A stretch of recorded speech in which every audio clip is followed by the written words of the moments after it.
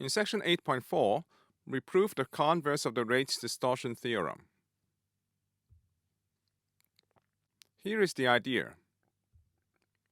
The rates distortion theorem says that Rd is equal to Ri of d.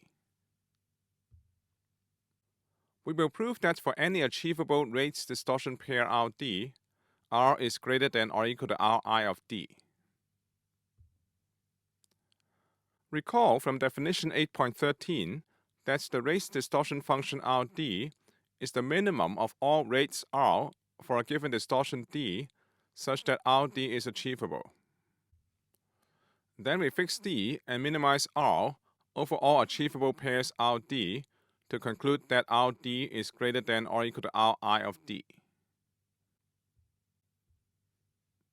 To prove the converse, we first let Rd be any achievable rates distortion pair, that is, for any epsilon greater than 0 that exists for sufficiently large n and nm code such that the rate of the code is less than or equal to R plus epsilon, and the probability that the distortion between the source sequence and the reproduction sequence greater than d plus epsilon is less than or equal to epsilon, where x hat is equal to g of f of x. Recall that f is the encoding function and g is the decoding function. Now from this assumption, we have n times R plus epsilon greater than or equal to log m. Since m is the size of the codebook, we have log m greater than or equal to the entropy of f of x, which in turn is greater than or equal to g of f of x. And this is equal to the entropy of x hat. Now we subtract from h of x hat given x, which is equal to 0 because x hat, the reproduction sequence, is a function of x, the source sequence. And this is equal to the mutual information between x hat and x. Now we expand the mutual information between x hat and x in the other way to obtain hx minus hx given x hat. Now hx is equal to summation k equals 1 up to n hxk because the source is IID, and hx given x hat by the chain rule is equal to summation k equals 1 up to n h of xk, conditioning on the reconstruction sequence x hat and the source symbols x1, x2 up to xk minus 1.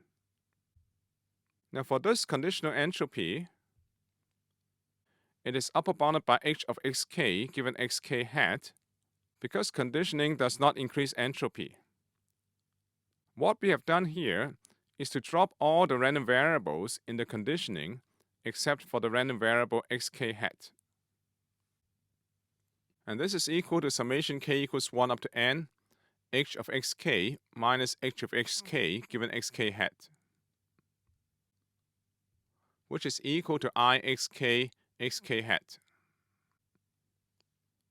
Now this mutual information between xk and xk hat is lower bounded by Ri evaluated at expectation of the distortion between xk and xk hat. This follows from the definition of the function Ri, because by definition of Ri, for any xk hat achieving the expected distortion between xk and xk hat, the mutual information between xk and xk hat must be at least equal to Ri evaluated at that expected distortion. In the next step, we multiply the summation by 1 over n and then by n. Then by invoking the convexity of the function Ri, we obtain the lower bound n times Ri of 1 over n summation k equals 1 up to n, the expected distortion between xk and xk hat.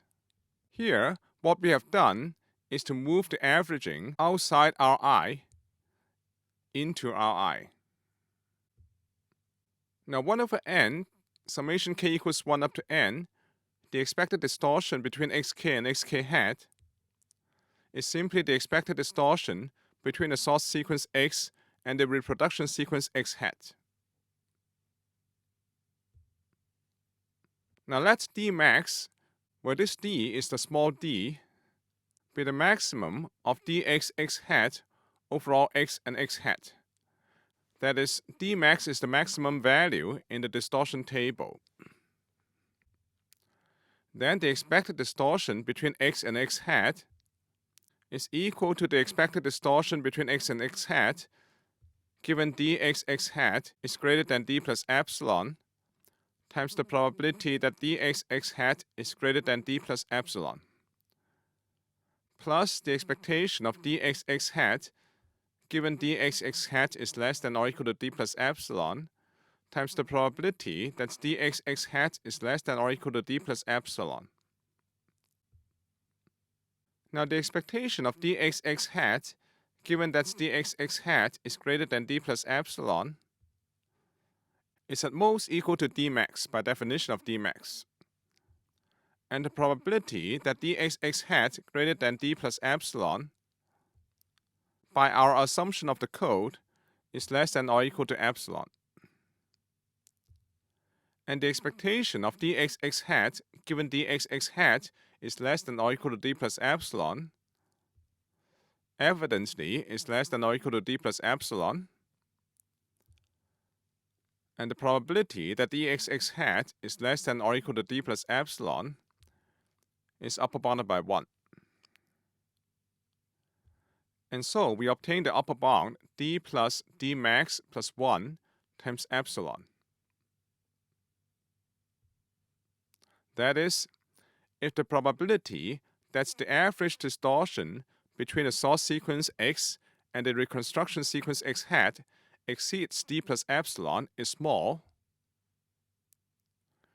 then the expected average distortion between x and x hat can exceed d only by a small amount, because in the above, d max plus 1 is a constant.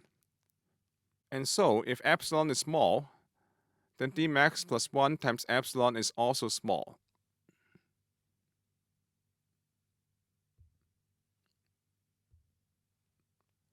Summarizing the above, we have n times r plus epsilon is lower bounded by n times ri, evaluated at the expected distortion between x and x hat.